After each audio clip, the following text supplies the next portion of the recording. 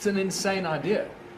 So you just see the insanity of this whole thing, and the whole insanity of money, how money is supposed to solve all the problems in the world.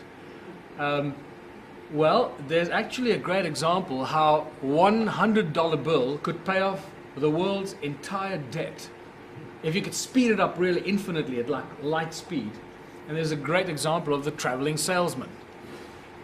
And so the traveling salesman comes to town and he pulls up in front of the hotel and he walks in and he says, listen, I'm in town for the weekend and I just want to see a room.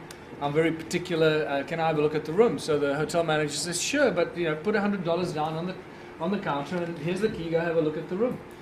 So he puts $100 on the counter, he goes up to the room, at which point the hotel manager looks up and he sees the butcher across the road. He's reminded, I owe the butcher $100 for the catering of last week. So he sends the bellboy to the butcher to pay the $100. The butcher says, thanks very much. As he's putting it in the till, the plumber walks in and says, hi, I'm here for my, hey, I owe you money for fixing my pipes last week in the freezer and blah blah blah. Here's your $100 that I owe you for the plumbing. The plumber says thanks very much. He gets in his car, he drives down the road, drives past the garage, pulls in to fill up his car, and he remembers that he owes the panel beater there $100 for fixing his fender the week. He says, oh, here's your $100 for fixing the fender. The garage owner says thanks very much, and he gets in his car to go somewhere, and he's driving past and he suddenly sees the prostitute walking down the street.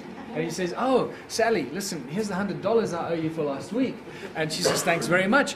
As she walks past the hotel, she realizes, oh, she owes the hotel $100 for the room that she used last week. She walks into the hotel, she puts $100 on the counter and says to the hotel manager, here's the $100 that I owe you for the room last week. At which point, the traveling salesman comes down from the room upstairs, and he says, thanks very much, I don't like the room, and he takes back the $100, he gets in his car, and he drives off. What has just happened?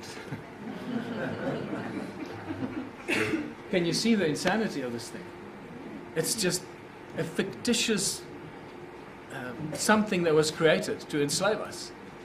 So $100 bill, if you could speed this up infinitely, could pay off the entire debt of the whole world. Everyone could pay everybody, and nobody would have any debt.